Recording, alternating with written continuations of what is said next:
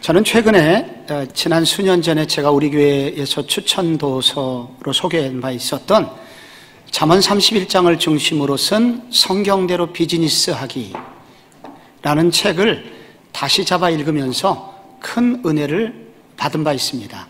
이 책의 저자는 하형록이라는 분입니다. 그분은 지칠 줄 모르는 체력을 가지는 33세의 유능한 청년이었습니다. 또한 그분의 아버지는 한센 병자를 섬긴 신실한 목사님이시기도 했습니다. 그분은 또한 미국 한인 사회에서 매우 성공한 사람으로서 손꼽히는 몇 사람 중에 한 사람이기도 하였습니다. 평범한 어느 월요일, 그분은 출근을 위해서 차를 몰고 고속도로를 탔습니다. 그런데 얼마 후에 갑자기 몸이 어지럽고 하면서 차를 운전할 수 없었고, 그리고 그만 순간 브레이크를 밟으면서 그의 정신이 나가버리게 되었습니다. 꽤 오랜 시간이 흐른 것 같아서 눈을 떴는데 차가 3차선 위에 정차되어 있었고 그 옆으로 계속해서 차들이 쏜살같이 지나가고 있었습니다.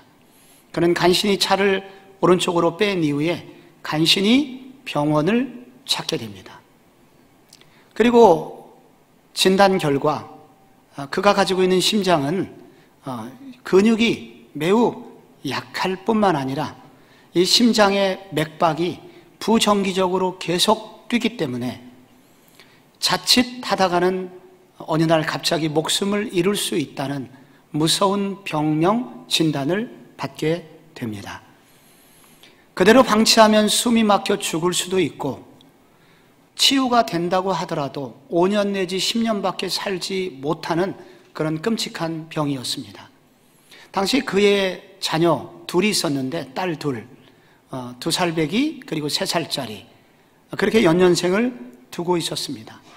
엄청난 병원비가 나왔고 그것 때문에 재산을 다 정리했을 뿐만 아니라 이제 얼마 전에 큰 집을 구입했기 때문에 대출금 또한 밀려오고 있었습니다.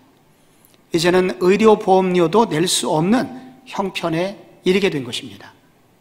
그의 인생에 갑자기 밤이 찾아온 것입니다. 앞길이 전혀 보이지 않는 칠흑 같은 어둠이 그의 인생 가운데 찾아온 것입니다. 우리는 오늘 창세기 28장을 읽었습니다. 양가죽을 쓰고 아버지를 속여서 야곱은 장자의 축복을 얻어내는 일에 성공하였습니다. 그런데 이 일에 분노한 형 에서가 동생을 죽이겠다고 칼을 갈았습니다. 그래서 엄마는 급하게 야곱을 외삼촌 집으로 도피하라고 말했고, 그래서 어느 날 갑자기 그는 집에서 쫓겨난 도망자가 됩니다. 10절에 보니까 야곱이 브엘세바를 떠나 하란으로 향하여 가더니 한 곳에 이르러는 해가 진지라. 여기 한 곳은 루스라는 지방이었고 나중에 베델이 된 곳이죠. 근데 이 집 브엘세바에서 이 베델까지는 60km입니다. 장정이 하루 고대 시대에 열심히 가면은 40km, 100리를 갈 수 있었습니다.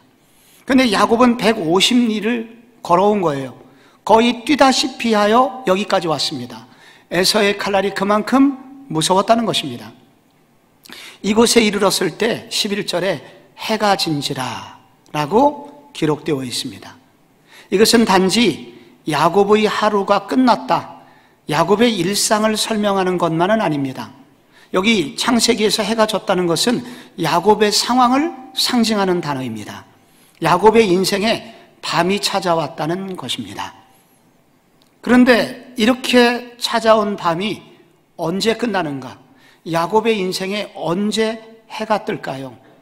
20년 후에 그가 도망자에서 다시 집으로 돌아오는 길에 창세기 32장에서 야복 나루터에서 천사와 기도의 씨름을 한 후에 환도뼈가 위결되는 사건이 있는 그날 아침에 창세기 32장 31절에 이런 기록이 나옵니다. 그가 브니엘을 지날 때에 해가 돋았고 그때 다시 해가 뜹니다. 그래서 성경은 야곱이 집에서 쫓겨난 다음부터 다시 집으로 돌아올 때까지 그의 인생을 밤 시간이 찾아왔다고 설명하고 있는 것입니다. 야곱의 인생에 엄습해온 밤, 그 밤의 정체는 무엇일까요? 먼저는 두려움입니다. 공포감으로 지금 여기까지 오지 않았습니까? 또 하나는 막막함입니다. 그는 처음으로 집을 떠났고 누구의 보호도 받을 수 없는 상태가 된 것입니다. 또한 영적인 불안함입니다. 자기가 마땅히 있어야 되는 그 자리, 가나안 땅에서 추방이 된 것입니다. 이것은 그를 영적으로 불안하게 하였고 내먼 깊숙한 곳에서 불안에 떨게 만들었습니다. 우리 인생에도 이런 날이 종종 찾아오지 않습니까? 혹시 여러분 중에서도 갑자기 밤을 맞이한 분은 안 계신가요? 병원에 갔는데 의사가 청천벽력 같은 선고를 내리는 날이 있습니다. 밤이 온 것입니다. 사업이 부도를 맞았다든지 혹은 직장에서 해고를 당했다든지 혹은 해고는 아니라도 늘 해고의 위협 속에서 살아가는 분들, 인생에 밤이 있는 분들입니다. 관계의 고통도 그렇습니다. 누군가 계속 누군가로부터 미움을 받는다면, 공격을 받는다면 우리 인생은 해가 뜰 수가 없습니다. 혹은 아무것도 준비된 것이 없는데 어디론가 내던져진 상태처럼 불안한 날이 있을 수 있습니다. 이게 바로 밤이 찾아온 것입니다. 그러면 성도는 이렇게 갑자기 인생의 밤을 맞이할 때 무엇을 해야 될까요? 오늘 야곱에 관련된 이 성경 기사는 우리에게 하나님께서 이렇게 하라고 알려주십니다. 먼저 가장 어려운 때에 찾아오셔서 하늘문을 열어주시는 하나님을 만나라. 또한 하나님이 그런 분이심을 알아라 라고 말씀하고 있습니다. 12절을 볼까요? 꿈에 본즉 사닥다리가 땅 위에 서 있는데 그 꼭대기가 하늘에 닿았고 또 본즉 하나님의 사자들이 그 위에서 오르락 내리락 하고 또 본즉 여호와께서 그 위에 서서 이르시되. 한 꿈을 꾸었습니다.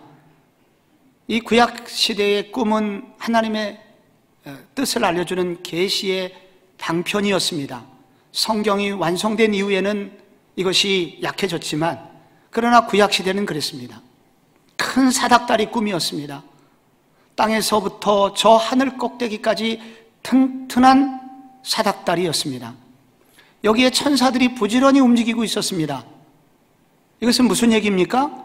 하늘이 열리고 천사들이 움직이고 있는 것입니다. 즉 하늘문이 열린 것입니다.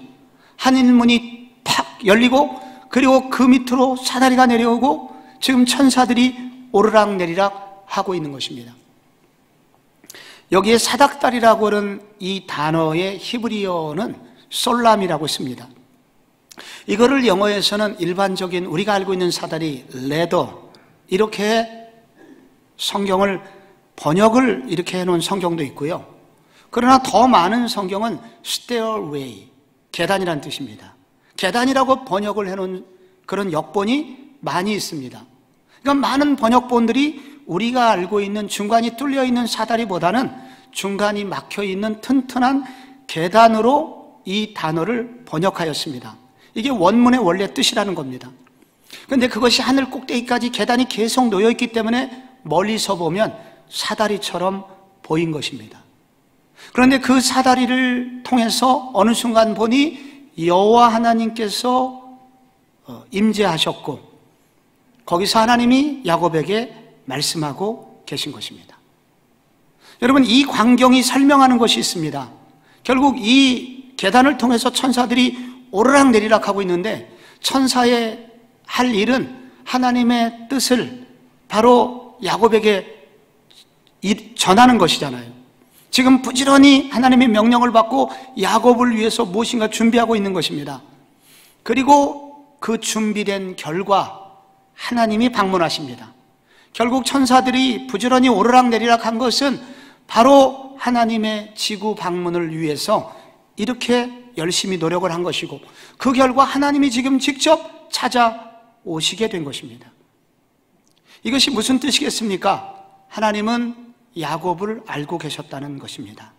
야곱의 처지와 야곱의 고통과 야곱의 눈물과 야곱의 외로움과 야곱의 막막함과 야곱의 불안함을 우리 주님이 다 알고 계셨고 그래서 그 야곱을 만나시기 위해서 찾아오셨다는 것입니다. 그리고 야곱을 위해서 일하실 것이고 그를 보호하고 계시다는 것입니다. 야곱은 자신이 버려진 존재라고 이제는 모든 것이 끝이라고 생각하는 그 순간에 하나님은 바로 그 야곱을 찾아오신 것입니다. 이 창세기라는 책은 모세라는 사람이 썼습니다. 그때 모세가 언제 썼을까요? 출애굽한 이스라엘 백성들이 광야길을 걸어갈 때 모세는 출애굽한 백성들에게 하나님이 어떤 분이신지 소개하기 위해서 성령의 영감으로 이 책을 쓴 것입니다.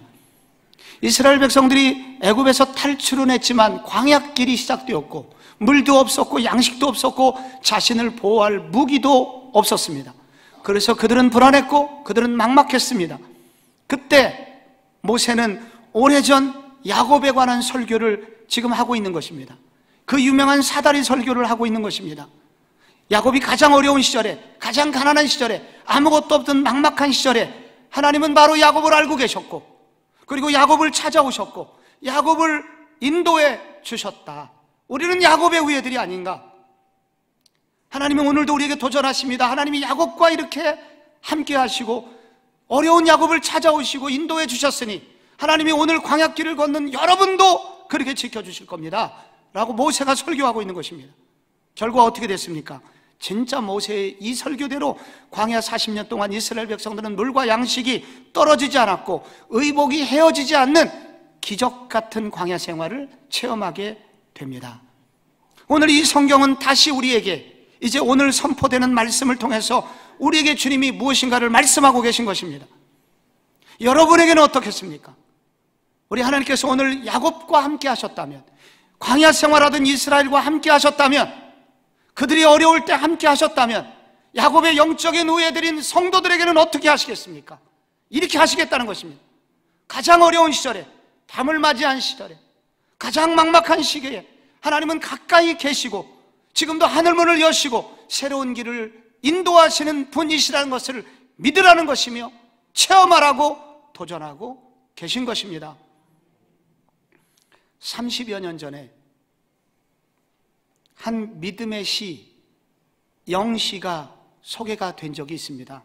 한국교회 성도들이 많이 이 시를 좋아했었습니다. 그런데 최근 코로나19를 맞이하면서 이 시가 다시 뜨기 시작했고 이 시가 노래로 만들어졌습니다.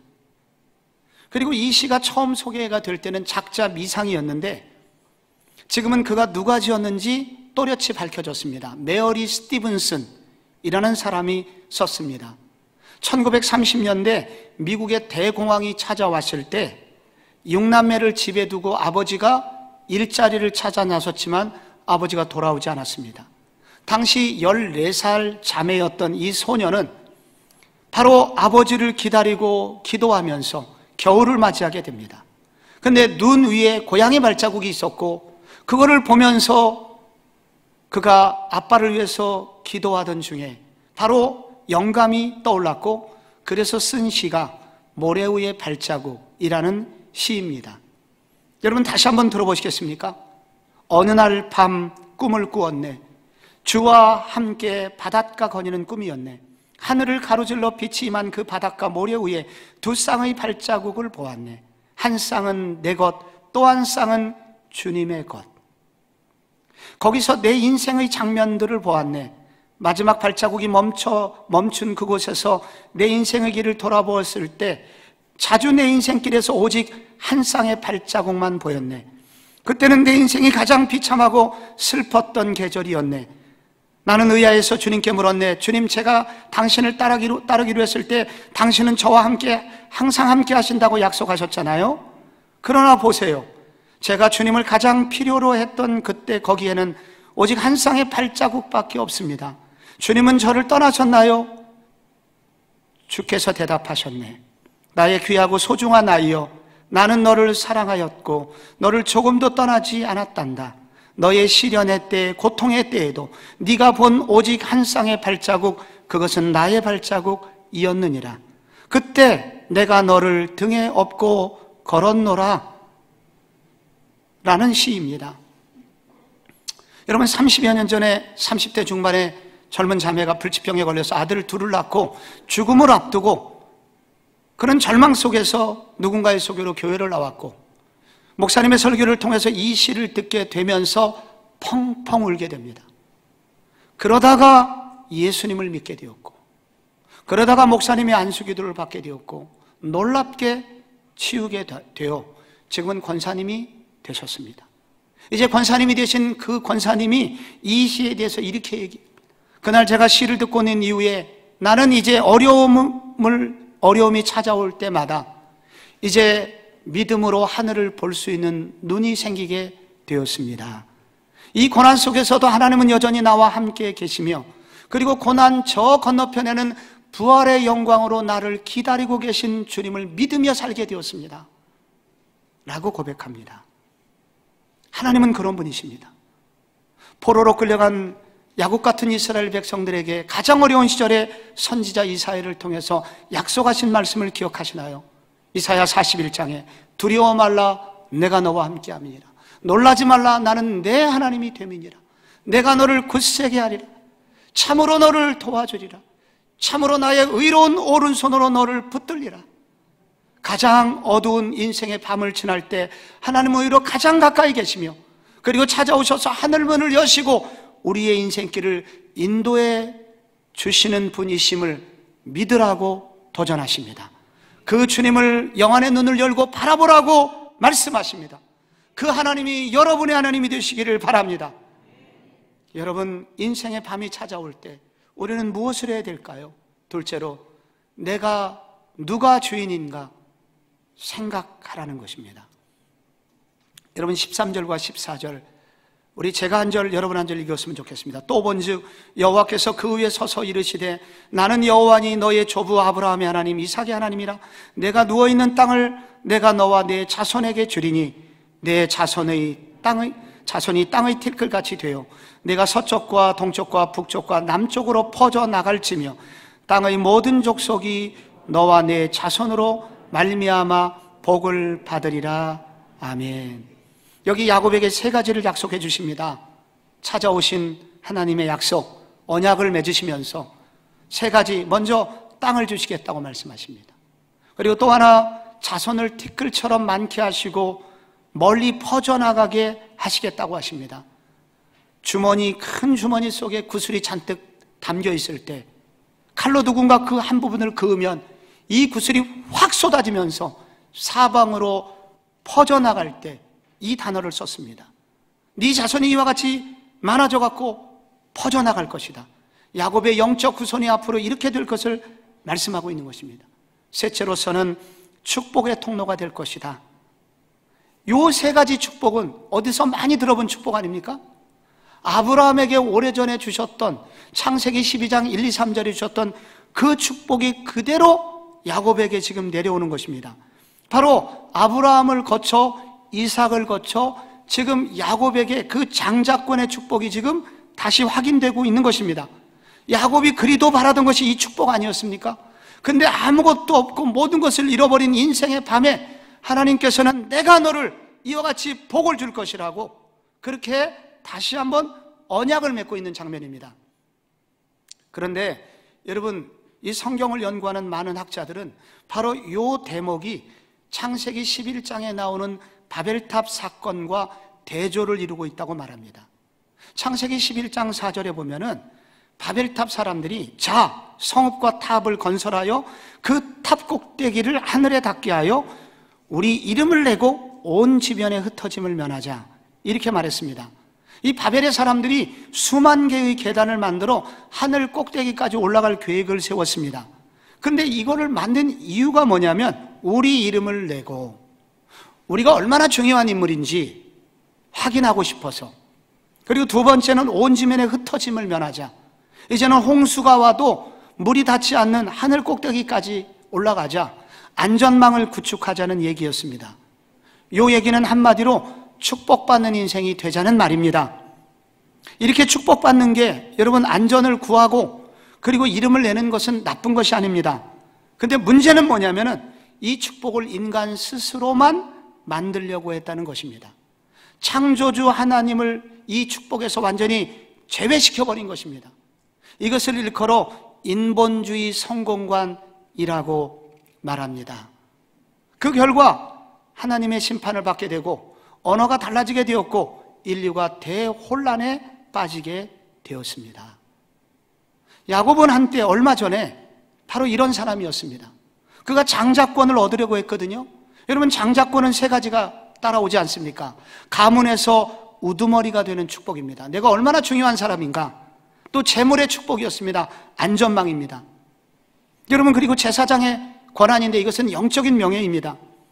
이거를 얻는 것은 나쁜 일이 아니었지만 야곱의 문제는 뭐였냐면 그는 이것을 자기의 술수를 부려서 자기의 인간적 노력으로만 하나님을 제외시켜버리고 인간적 노력으로만 이것을 탈취하려고 했다는 것입니다. 이런 축복권을 얻어내는 일에 오히려 하나님을 제외시켜버렸습니다. 그는 중간중간에 하나님 얘기를 합니다.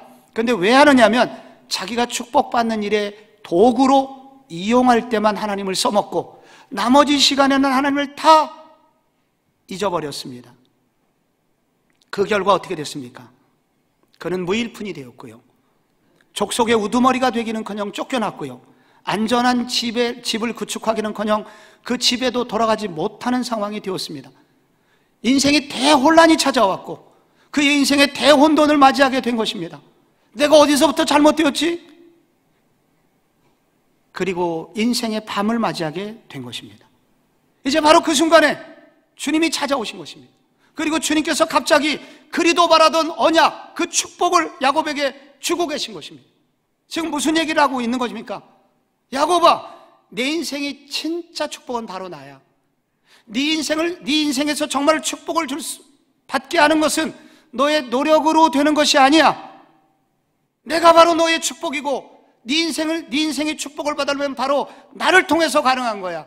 나는 너를 그렇게 만들고야 말 거야. 네 인생의 진짜 주인은 바로 나야. 네가 필요할 때만 나를 이용해 먹었지. 나는 너의 하나님이야. 나는 너의 도구가 아니라 네가 나의 뜻을 이루는 도구가 돼야 돼. 네 인생의 주인이 누구냐고 주님이 묻고 계신 것입니다. 우리도 그렇습니다. 우리도 예수는 믿고 교회를 다닌다고 하지만은 바벨의 사람들처럼 한때 야곱이 술수를 부렸던 것처럼 우리도 그렇게 살 때가 많아요.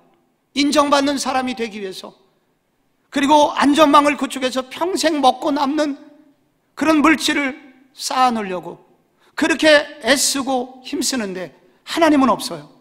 하나님을 제외시켜버리고 그렇게 하나님 없이 성공을 추구하고 바벨의 사람들처럼 탑을 쌓아가던 어느 날 문제가 생길 수 있습니다. 내가 좋은 성적만 받으면, 내가 이번에 4.5, 4.4 이렇게 맞는다면, 내가 좋은 사람과 결혼을 할 수만 있다면, 내 자식이 출세만 한다면 내 인생이 정말 행복할 거야. 충분한 돈이 있다면, 내가 조금 더 이뻐진다면, 내가 좋은 직업만 있다면 난 행복해질 거야. 그래서 이걸 얻으려고 분투하면서 탑을 쌓고, 심지어 속여서라도 탑을 쌓고 하나하나 무엇인가를 애쓰던 어느 날 인생에 무너져 내리는 경험을 할 수가 있습니다. 갑자기 어둠이 찾아오는 날이 있습니다. 그리고 내가 어디서부터 잘못됐지? 이렇게 생각하는 날이 옵니다. 바로 그 순간 우리가 알아야 됩니다. 하나님은 우리를 찾아오시고 우리에게 질문하고 계신 것입니다. 네 인생의 주인은 누구냐? 네 인생에서 나는 어떤 의미를 갖고 있느냐? 나는 네가 이용해 먹는 정도의 하나님이 아니라 네 인생의 진짜 하나님이며 내가 너를 통해서 일하기를 원한다 라고 하나님이 인생의 주도권을 지금 묻고 계신 것입니다. 2m 사다리로는 도저히 올라갈 수 없는 하늘 꼭대기까지 우리를 진짜 올려주실 수 있는 하나님, 그분이 우리의 주인이십니다. 인생의 밤을 맞이하고 계십니까? 여러분 물어보십시오. 내 인생의 주인은 누구였나? 그리고 지금 내 인생의 주인은 누구인가? 오늘 주님은 생각하기를 원하고 계십니다. 인생의 밤이 왔을 때 무엇을 해야 될까요?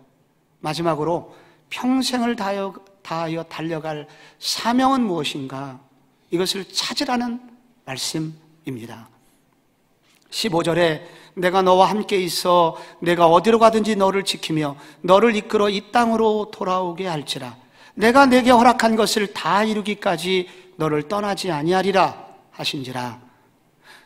내가 내게 허락한 것을 다 이루기까지 떠나지 않을 것이다. 하나님께서 야곱에게 허락하신 것은 무엇일까요? 야곱은 무엇을 허락받았을까요? 이 문장은 하나님은 야곱에게 꿈이 있다는 것입니다. 무엇이었나요? 바로 축복의 통로가 되어 모든 민족이 복을 받는 것입니다.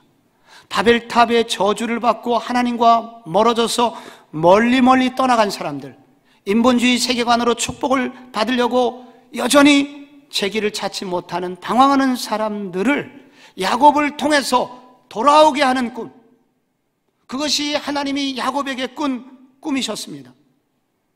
이게 조금 자세히 나오는 게 3절입니다. 야곱이 앞부분에서 이게 집을 떠나기 직전에 정신 차린 아버지 이삭이 급하게 기도를 해주는데 그게 3절에 나와요. 전능하신 하나님이 내게 복을 주시어 내가 생육하고 번성하게 하여 내가 여러 족속을 이루고. 근데 이 여러 족속이라는 이 단어 히브리어 카할 이렇게 쓰는데 이게 헬라어로서는 신약 성경으로서는 에클레시아 이렇게 씁니다. 많이 들어봤어요. 어디서? 에클레시아, 교회라는 뜻입니다. 하나님이 야곱을 통해서 교회를 이루시기를 꿈꾸고 계신다는 것입니다. 바벨탑 때문에 멀어진 백성들이 다시 하나님의 품으로 돌아와 그들과 무리를 이루는데 그 무리, 바로 교회가 만들어지기를 하나님이 원하셨다는 것입니다. 오늘 야곱은 사다리를 보았습니다. 사다리의 뜻은 무엇입니까? 중간 역할입니다. 사다리는 하늘과 땅을 연결하는 도구입니다. 구약에서 바로 이런 역할을 한 곳이 성전이었습니다. 성전에는 제사장이 있었고 이 제사장이란 단어 뜻이 다리를 놓는 사람이라는 뜻입니다. 하나님은 야곱에게 지금 말씀하십니다. 땅과 하늘을 연결하는 사다리를 네가 지금 본 것처럼 네가 사다리가 되어줘라. 네가 사다리가 되어서 저 사람과 나 사이의 다리가 되어서 저 백성들을 내 품으로 돌아오게 해달라.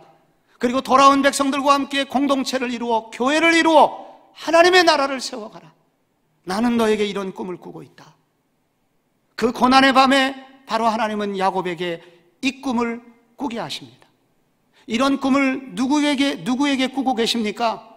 바로 죄 많은 야곱에게, 에서에 비하여 힘이 없는 아들에게, 사기치고 도망가는 야곱을 향하여 이런 꿈을 꾸고 계신 것입니다. 이것은 바로 오늘날 인생의 밤을 살면서 아무것도 없다고 소리치고 그리고 모든 것을 잃어버리고 힘도 없고 능력도 없는 무기력하고 무능력해 보이는 우리같이 연약한 사람들에게 동일하게 도전하고 계신 말씀인 것입니다. 여러분, 야곱이 이 사명을 완수했을까요? 안타깝게도 야곱은 돌아서면 다시 옛날로 돌아갔습니다. 야곱은 죽을 때까지 12명의 아들과 총 70명 정도의 가문을 이루게 됨으로써 안타깝게도 큰 족속을 이루지는 못했습니다. 그는 평생 자신만 간신히 먹고 사는 그런 존재였습니다. 그는 하나님의 이 뜻을 충분히 이루지 못하고 죽었습니다. 그런데 이 약속의 말씀은 어느 날 이루어집니다. 야곱의 때에는 다 이루어지지 않았지만 이 사명이 결국은 야곱의 후손을 통해서 완수되는 날이 옵니다. 그게 요한복음 1장에 나옵니다. 요한복음 1장에 예수님이 12제자 중에 하나인 나다나엘을 부르실 때 나다나엘이 의심이 많았잖아요. 나사렛에서 무슨 선한 것이 나겠느냐? 이렇게 했을 때 예수님께서 그 나다나엘에게 결정적으로 이렇게 말씀하셨습니다. 1장 51절에 또 이르시되 진실로 진실로 너에게 이르노니 하늘이 열리고 하나님의 사자들이 인자 위에 오르락 내리락 하는 것을 보리라 하시니라. 여러분, 하나님의 사자들이 인자 위에 오르락 내리락 한다옵니다. 여기서 인자는 바로 예수님의 다른 이름인데 여기 인자라는 이 표현은 보통 예수님이 아니라 부활하셔서 승천하셔서 하나님의 보좌 우편에서 전권을 가지신 분을 표현할 때 이 인자라는 단어를 쓰게 됩니다. 예수님은 이 땅에 하나님의 아들이시지만 이 땅에 내리락하셨습니다. 그리고 십자가의 아픔을 당하시고 부활하신 후에 다시 오르락 하셨습니다. 승천하셔서 하나님 보좌 우편에 앉으셨습니다. 그리고 어느 날부터 온 우주를 통치하시는 진정한 주인이 되셨습니다. 예수님은 바로 오르락내리락 하시면서 커다란 사다리를 만드셨고, 그의 십자가 부활 사역을 통해서 하나님으로부터 멀어졌던 많은 죄인들을 주님께로 인도하시는 역할을 하셨습니다. 예수님이 진짜 사다리이셨던 것입니다. 예수님은 사다리가 되시려고 이 땅에 오셨고, 사다리를 구축하시는 데 성공하셨고, 이제 앞으로 그 사다리를 통하여 수많은 백성들이 주께로 이렇게 하늘의 문으로 들어갈 수 있는 길을 여신 분이셨습니다. 그분이 실제로 사다리셨고 진짜 이 사다리로서 사명을 감당하신 분이셨던 것입니다. 그래서 우리 모두 예수를 따르는 우리 모두는 그 사다리의 사명자로 살아야 된다고 성경은 우리에게 도전합니다. 베드로전서 2장 9절에 말씀에 이런 말씀이 있죠.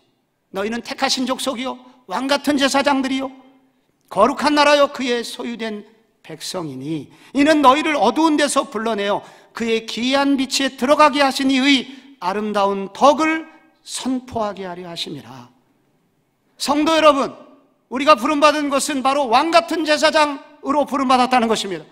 다리를 놓는 사람들로서 부름을 받았다는 것입니다.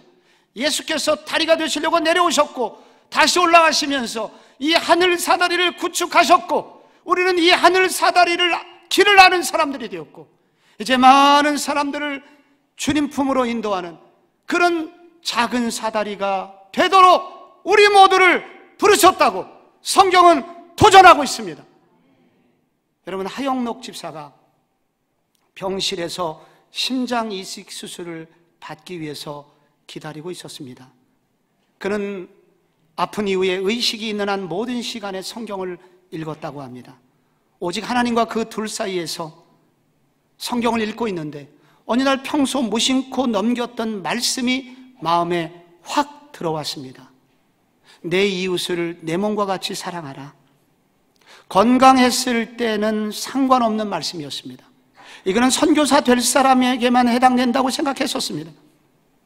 그런데 그날 이후에 그 말씀이 그의 내면에 더 깊이 들어오게 되었고, 그리고 성경을 나머지 읽어내는 동안에 우리가 구원을 받은 사람은 은혜로 구원을 받지만 구원받은 이후에는 할 일이 있으며, 우리가 할 일은 하나님을 사랑하고 이웃을 사랑하는 것 외에는 없다고, 그것이 성경 최고의 덕목이라고 깨닫게 되었습니다. 그렇게 돌이켜보니까 그동안 성공은 했지만 돌이켜보니 오직 자기와 자기의 가족을 위해서만 살았다는 사실을 깨닫고 회개하게 됩니다. 구원을 받고도 여전히 나 자신만을 섬기고 있는 자신의 모습을 보면서 회개하였습니다. 그런데 바로 그때 아내가 병원에서 신문 광고를 보여주었습니다. 미국의 한 선교단체 치킨앤숲이라는 그런 구호단체가 재정난으로 문을 닫게 되었다는 소식의 광고였습니다. 비록 수술 전이었지만 그는 하나님 앞에 기도합니다. 주님, 한번 저를 살려주신다면 저는 이런 단체를 살리는 일에 평생 섬기겠습니다. 그리고 수술 받으러 들어가면 수술은 기적같이 성공했고, 퇴원 후에 병원비 내느라 재산을 다 탕진했지만 어려운 중에 새로운 건축 설계 회사를 설립하게 되었습니다. 그리고 회사가 오픈하는 그날 벽에다가 우리는 어려운 이들을 위하여 존재한다. We exist for everyone in need. 필요한 모든 사람을 위하여 우리는 존재한다고 그렇게 벽에 써붙이고 사업을 시작하게 됩니다. 그 이로 기적 같은 일들이 연속적으로 일어나서 놀라운 성공을 거두게 되었고, 지금은 미국의 대학생들이 가장 가고 싶어하는 기업 중 하나가 된 팀하스라는 건축회사를 맡는 것입니다. 그 이후에 그는 오바마 대통령 당시 건축 자문위원으로도 선출되었고 글로벌 성공 시대에서 방영되어 많은 우리 백성들에게 자부심을 준 인물이 됐습니다. 여러분의 인생에 밤이 찾아오셨나요? 우리를 찾아오셔서 하늘문을 여시고 지금도 가장 가까이서 우리를 지키시고 그리고 우리의 길을 인도해 주시겠다고 약속하신 이 주님을 만나는 기회가 되시기를 바랍니다. 내 인생의 축복권은 주님으로부터 온다는 사실을 다시 한번 기억하고 그리고 평생 달려갈 사명을 발견하는 계기가 되도록 위기를 기회로 삼는 축복의 시간들, 모든 성복중앙의 교우들의 가정 되시기를 주 예수 그리스도의 이름으로 축원합니다.